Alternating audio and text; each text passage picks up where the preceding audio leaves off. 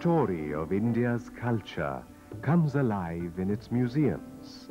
They take you to the beginnings of a vast and varied Indian civilization which has gifted to itself and to the world a rich philosophy and culture.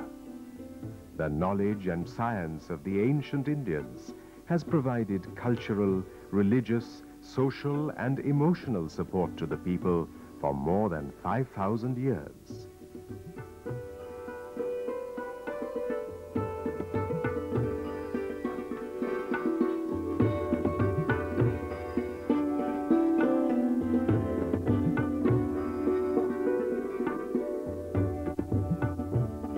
It is this Indian civilization, this living, self-renewing culture that we find in microcosm in Indian museums.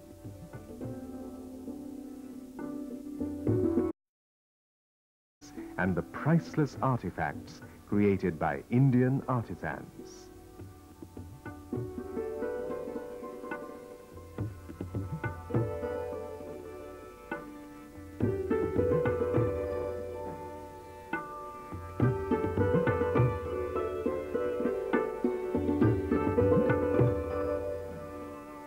These museums take you back 5,000 years in time to the Indus Valley civilization, to the birth of philosophy and the evolution of the Indian way of life.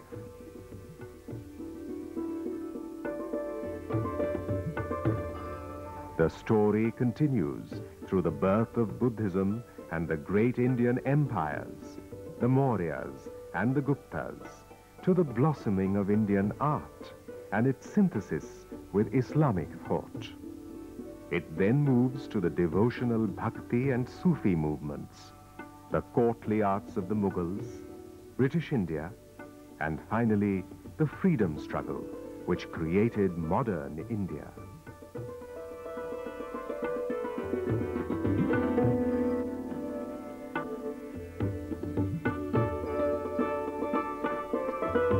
Indeed, the rich and unique art forms have flourished with a deep philosophical vitality and endowed themselves with a certain immortality. They are not showpieces of stone or just icons. They are a living experience.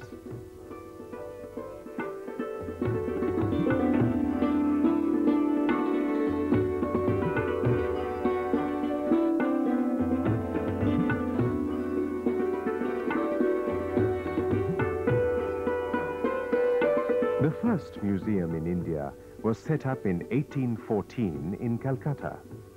This is the Indian Museum, which now nears 2 centuries of existence. It is the country's largest museum with a stupendous 60 galleries.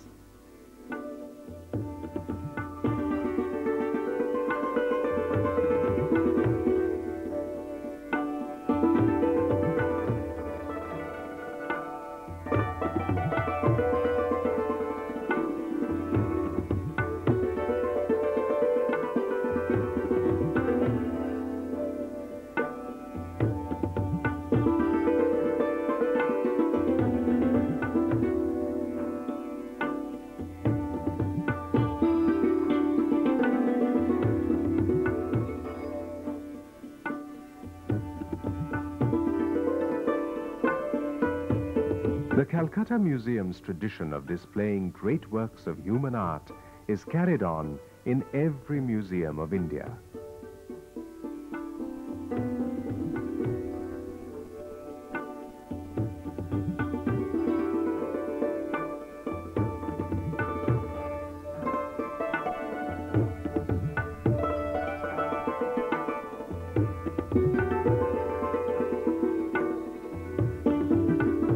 The ancient archer who shoots an arrow that travels through time, or the timeless Vishnu, worshipped everywhere in India as the preserver of the universe, and the eternally still hands of the Buddha locked in a stance of divinity, all draw you into the silence in which they live.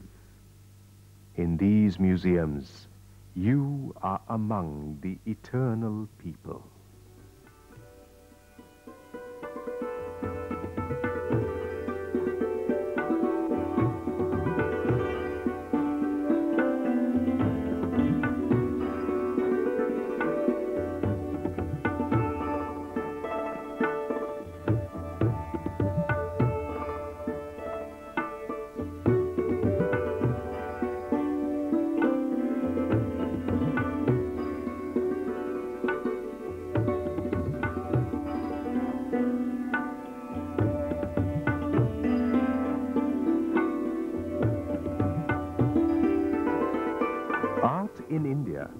says Ananda Kumaraswamy, celebrated scholar and savant, is the statement of a racial experience and serves the purposes of life like daily bread.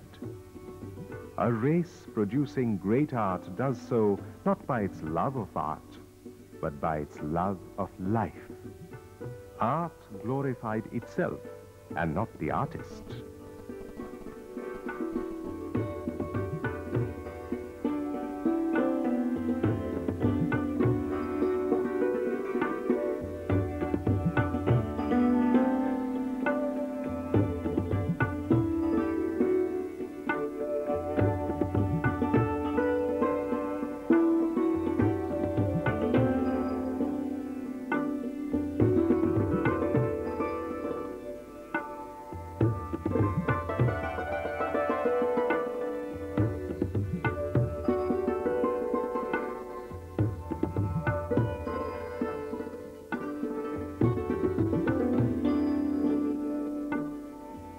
In the 1920s, it was a spectacular chance discovery made when a railway line was being laid that led to the remains of an urban civilization that thrived around 3000 BC. These were the ancient cities of Mohenjo-daro, Harappa, and Chanhudaro on the banks of the river Indus.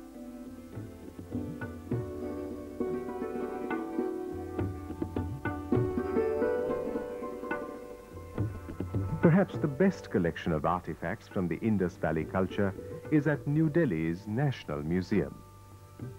The National Museum's Indus Valley Gallery has specimens of pottery, seals and toys, weapons and tools which tell the story of a well-developed urban culture. The people of Mohenjo-daro worked with clay, stone and metal and had seafaring trade with other countries. The cities of Indus Valley were well planned, with a network of streets and lanes, a good drainage and sewage system, and a complex of granaries, wells, residential areas, and shops, etc.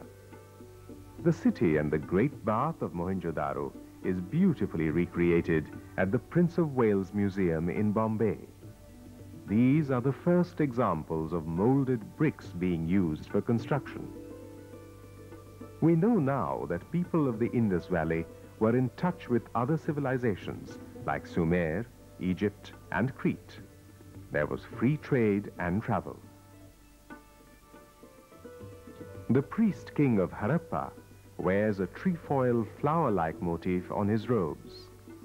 This simple motif existed in Mesopotamia and Egypt around 1,000 years before the Indus Valley civilization. The same design was found in ancient Chinese sites a few centuries later. The trefoil motif had an astral significance, and in Mesopotamia it was associated with the divine bull of heaven, known popularly even today as Taurus. There is a mystery too about another ancient design called the swastika, which is still used in temples and rituals.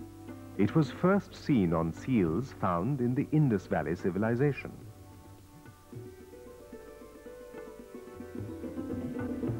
When other civilizations died a natural death, we are having a tremendous continuum in our cultural life.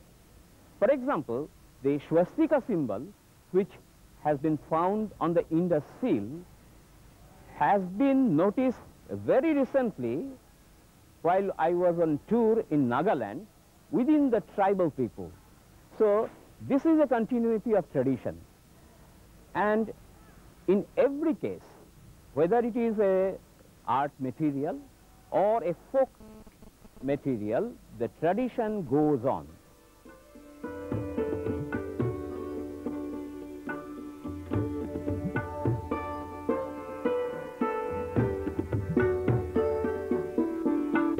One of the treasures of the Indus Valley civilization is the famous dancing girl of Harappa. Kept in high-security vaults of the National Museum, Delhi, the dancing girl stands a little over 4 inches in height.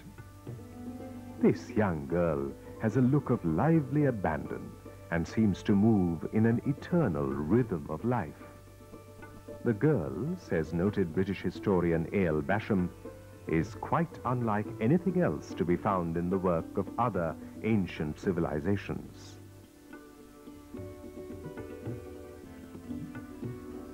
Though the entire Harappan civilization seemed to have been wiped out, the essential rhythm of life, a dependence on nature, and an agrarian lifestyle have survived to this day.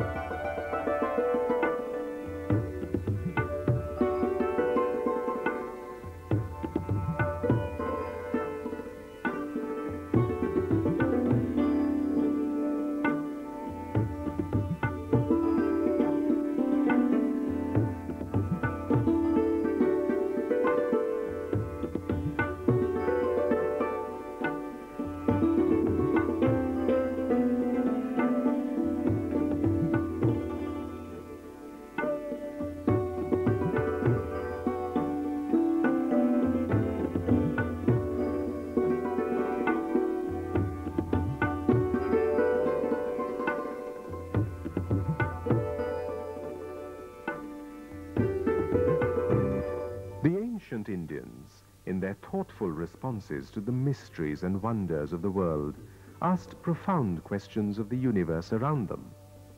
The religio-philosophic discourses of the ancient Vedas went on to the development of mathematics, the discovery of the zero, the numerals, astronomy, and the sciences.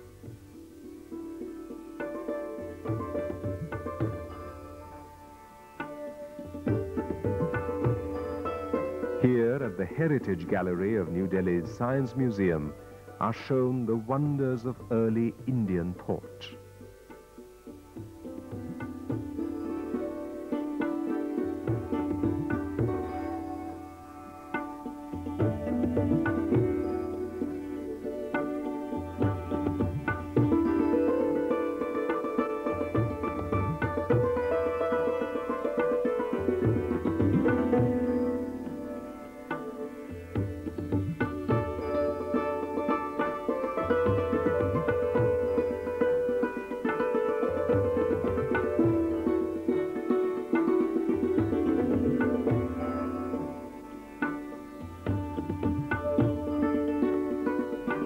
The Science Museum is part of a network of science centers spread all over the country and has galleries focusing on heritage sciences, hands-on experiments, fun with science, computer and space sciences, and an invention and discoveries section. The heritage section showcases the early mathematics. The numerals 1, 2, and 3 were represented as 1, the one moon, 2, the 2 eyes, and so on. The great Indian mathematician Aryabhat had, around 1000 BC, already formulated the rule of 3 in his couplets, and in his Sulabh Shastra had explained the Pythagoras theorem. The decimal system had been developed.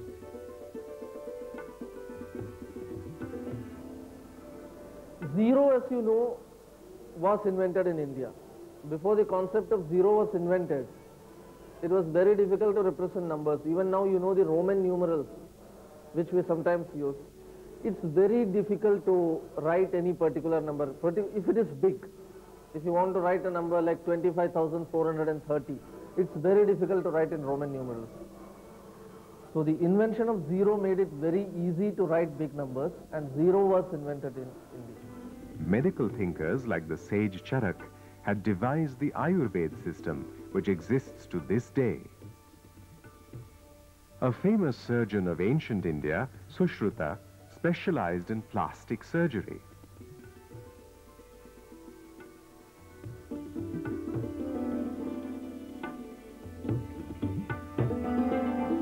The surgical instruments he developed were based on the jaws and claws of various animals and birds.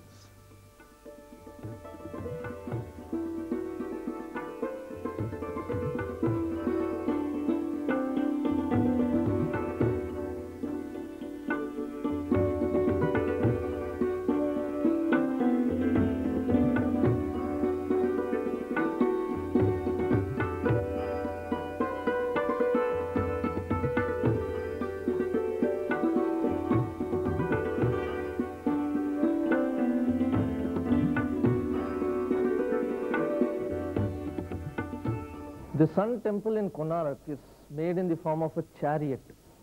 See, in ancient Indian mythology, it was believed that sun travels in a chariot across the sky from east to west. So the temple there is in the form of a chariot, and this is one of the wheels. Now, the significance of this wheel is that it acts as a clock. I'll tell you how it functions as a clock. Do you see the hub of that wheel there? Sunlight comes from there and falls on the hub, and the shadow of that hub is cast on one of these spokes here. As the sun travels this way from east to west, this shadow moves along a circle and falls on different spokes of this wheel. Depending on which spoke it is on, you can read the time. There were how many wheels? There were 24 wheels in all. This is one of these wheels. 12 of those wheels were on one side and 12 on the other side.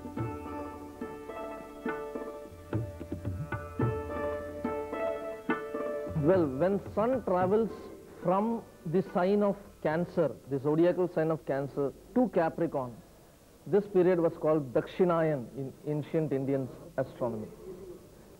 And the remaining 6 months, when it travels from Capricorn to Cancer, was called Uttarayan. The sun was in the northern hemisphere during Uttarayan and in the southern hemisphere during Dakshinayan. And time was read along one set of wheels which faced north during Uttarayan, and the other set of wheels which faced south functioned as the clock during Dakshinayan.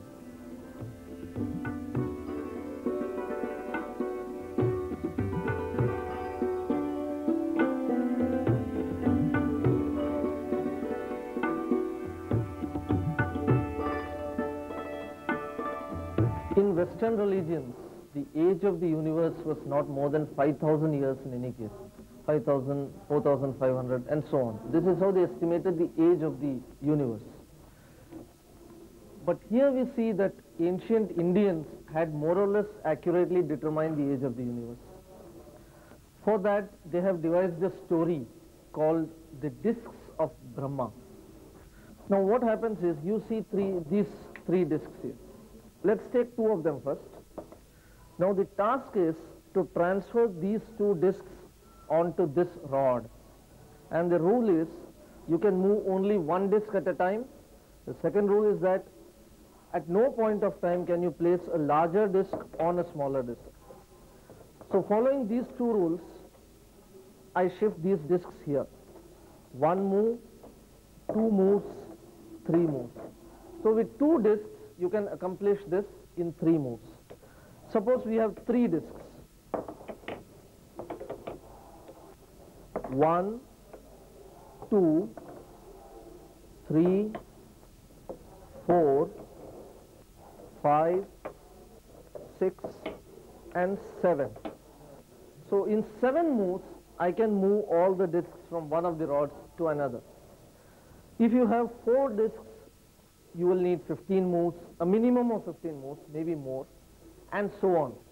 The formula for this is given here, 2 to the power of n minus 1, where n is the number of disks you have. Now the story goes like this. Brahma, the creator of the universe, has 64 such disks, and he is continuously playing around with them and is trying to transfer all the 64 disks onto another rod by moving these disks according to these two rules I mentioned. Now if he is very perfect in this, if he takes the minimum number of moves, and let's assume he takes 1 second to make one move, then he will take a total of 2.13 into 10 to the power of 14 years to complete this task. Now this shows that the ancient Indians had formed a fairly accurate opinion about the age of the universe. This was a great onrush of awakening that moved from the primitive Aryan Dravidian religious symbols to the beginnings of scientific and spiritual inquiry.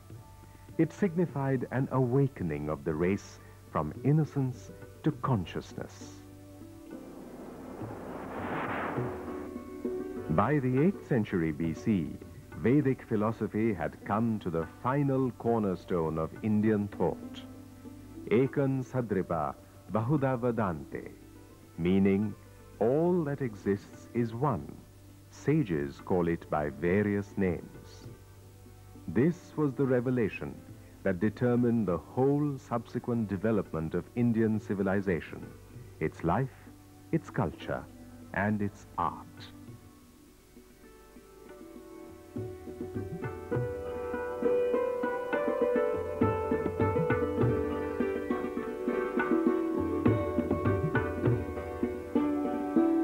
Indeed, these philosophic and scientific discoveries have been described as the Great Enlightenment. The Yakshis, the deities and other forms of an earlier time, were affirmative expressions of physical energies. Neither philosophical